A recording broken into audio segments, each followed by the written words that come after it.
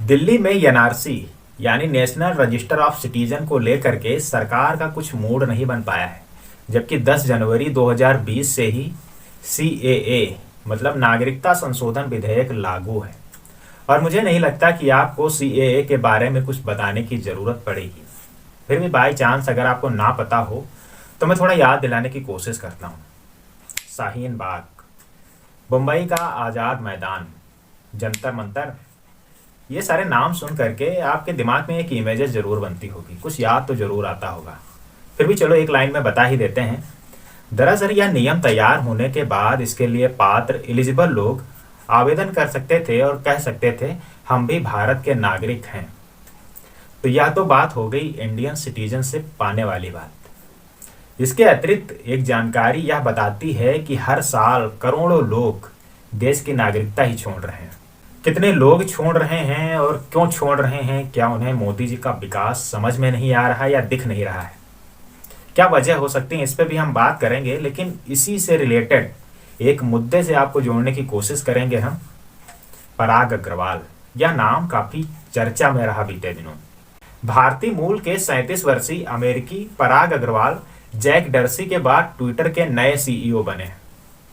और जब यह ट्विटर के सीईओ बने थे उसी समय लोकसभा में केंद्र सरकार आंकड़े गिना रहा था कि कितने लोग देश की नागरिकता छोड़ रहे हैं और कितने लोग ऑलरेडी जो है छोड़ चुके हैं। और जब पराग अग्रवाल के ऐसा ट्विटर सीईओ की न्यूज सामने आई तो उसके कुछ ही घंटों बाद सोशल मीडिया पर एक मीम्स खूब वायरल हुआ, जिसमें एक मध्यम वर्ग की महिला अपने एक हाथ में चप्पल और दूसरे हाथ में अपने बेरोजगार बेटे के बाल पकड़कर गरजती दिख रही है। उधर अग्रवाल का बेटा ट्विटर का सीईओ बन गया और तू बस डेली ट्विटर पर बायकॉट दिस टैग वाला ट्रेंड चलाता है। भारत में हजारों लाखों बेरोजगार लोग सोशल मीडिया पर नफरत की राजनीति में व्यस्त हैं। सरकारी नौकरी या कोई अच्छी खासी प्राइवेट जॉब मिलना सड़क पर पड़ा कोई सिक्का नहीं है जो हर किसी को मिल जाए।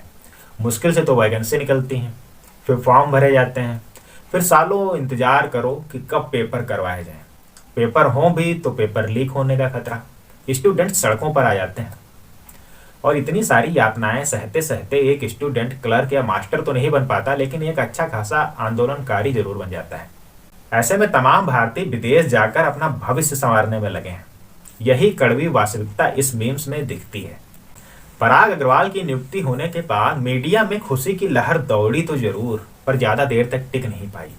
क्योंकि एक तरफ जहां मीडिया पराग अग्रवाल को आईआईटीएन बता रहा था, तो वहीं दूसरी तरफ दुनिया के सबसे अमीर नामों में जाने जाने वाले स्पेस एक्स और टेस्ला के मालिक एलन मस्क ने उसकी एक पल में यह खुशी छीन ली। स्पेस एक्स टेस्ला के मालिक एलन मस्क ने सिर्फ एक लाइन ट्वीट किया, USA benefit greatly from Indian talent.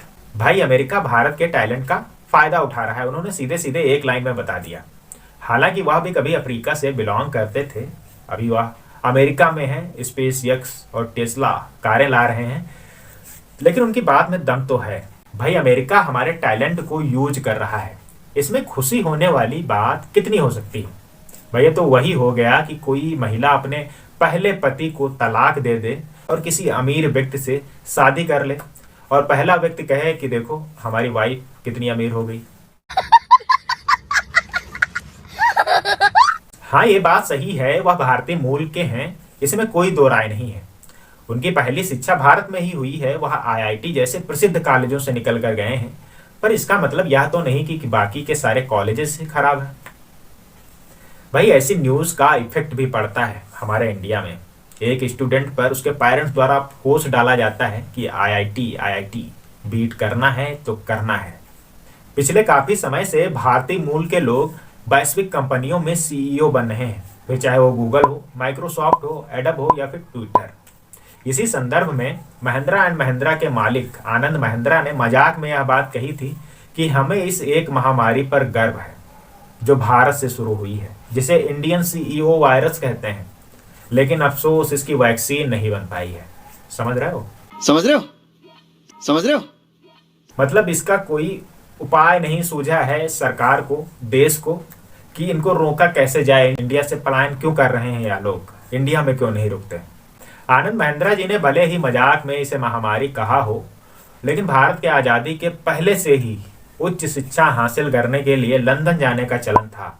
और आज़ादी के बाद प्रतिभाशाली डॉक्टर, इंजीनियर अपने बढ़िया जीवन और करियर के लिए लंदन, यूरोप और उसके बाद अमेरिका उड़ने लग गए थे। और इसके लिए एक शब्द आया था, ब्रेन ड्रेन, जैसे कि यह कोई बीमारी हो। और आज भी उच्च मिडिल क्लास के लड़के लड़कियां London, New York, Canada, Australia, New Zealand जाने का सपना देखते रहते हैं। लेकिन इसी का एक पहलू यह भी है कि एक जमाना था कि लोग उच्च शिक्षा हासिल करने के लिए फॉरेन जाते तो थे, पर वापस भी आते थे इंडिया। ऐसा नहीं था कि वो देश की नागरिकता ही छोड़ देते थे, वह वापस आते थे और अपने काबिलियत, अपने हुनर के दम पर देश को आगे बढ़ाने का भी काम करते थे। अगर इनमें मैं कुछ नाम लूँ एग्जाम्पल के तौर पर, तो इसमें हमारे महात्मा गांधी जी हो गए, भीमराव अंबेडकर जी हो गए, और भी ऐसे कई नाम हैं। आज़ादी के बाद काफी समय तक विदेश जाना गर्व की निशानी थी। ज्यादातर बच्चों और पेरेंट्स का यह सपना होता था, क्योंकि भारत में उतना बढ़िया जीवन, उतना अच्छा करियर नहीं मिल सकता था जो दूसरा देश दे सकता था। लेकिन 1991 के उदारीकरण के बाद दुनिया में जो श्रेष्ठ है, हमने उसे स्वीकार किया है। फिर भी ब्रेन ड्रेन में रुकावट नहीं आई है, जो सोचने वाला मुद्दा है।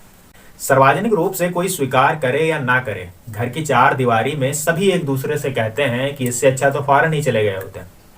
हमारे सामाजिक, राजनीतिक, आर्थिक वातावरण की यह कड़वी वास्तविकता है कि भारत के एक सामान्य नागरिक से लेकर के एक अमीर बिजनेसमैन को विदेश की भूमि पर जो सुख सुविधा दिखाई देती है, वह भारत में नजर नहीं आती। साल 2015 और 2019 के बीच 6.76 मतलब 6,76,000 से भी ज्यादा लोगों ने भारत की नागरिकता छोड़ करके विदेश की नागरिकता ले ली है। और यह जानकारी लोकसभा में केंद्रीय गृह राज्य मंत्री नित्यानंद राय ने एक लिखित उत्तर में दी है। और जो विदेश मंत्रालय के पास डेटा है, उसके अकॉर्डिंग 1 करोड़ से भी ज्यादा लोग पहले से दूसरे देश में रह रहे हैं। मतलब इंडियन नागरिकता छोड़कर दूसरे देश में रह रहे हैं पहले से 1 करोड़ लोग। TOI रिपोर्ट कहती है अमेरिका में 44% लोग रह रहे हैं, तो वहीं ऑस्ट्रेलिया, कनाडा में 33% लोग, और इसके अलावा ब्रिटेन, UAE, सऊदी अरब, कुवैत, कतर, यहाँ भी लोग हैं जो इंडिया छोड़कर गए हैं। भारत की प्रतिभाएं दाम और नाम कमा रही हैं। इस बात को लेकर के भले ही हम अपना कॉलर ऊंचा करें, लेकिन भारत उनकी कीमत नहीं कर सकता। यह भी सिक्के का दूसरा पहलू है। पराग अग्रवाल की ट्विटर में जब नियुक्ति हुई थी, तो एक और जोक वायरल हुआ था, जिसमें सुंदर पिचाई, सत्य नडेला और अरविंद कृष्णा की तस्वीरों के साथ लिखा था, पढ़ेगा इंडिया तभी तो बढ़ेगा अमेरिका।